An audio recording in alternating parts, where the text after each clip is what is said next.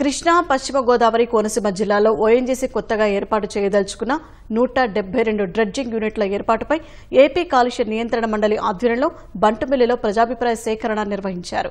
20 ఏళ్లుగా ఈ పరిసర ప్రాంతాల్లో చమురు నిక్షేపాలు తరలించుకుపోతున్న ఓఎన్జీసీ పర్యావరణాన్ని ప్రజల్ని పట్టించుకోవడం లేదంటూ ఆ ప్రాంతవాసులు మచిలీపట్నం ఆర్డీఓకు అర్జీలు అందజేశారు.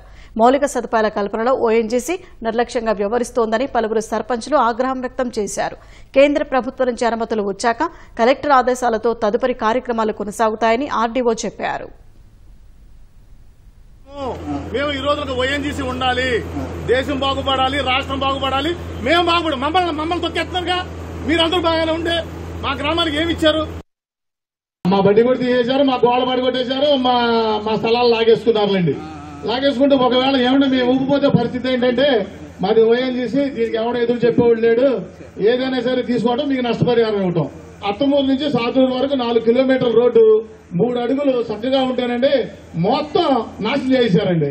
మీరు ఇప్పుడు వచ్చినా సరే ఆర్టీఓ గారు, మీరు ఇప్పుడు వచ్చినా సరే చూడండి అమ్మా, గుంతలు పడిపోయి ఆ రోడ్డు అసలు రోడ్డుగా కనపడదండి, ఇసుక రోడ్డుగా అయిపోయింది.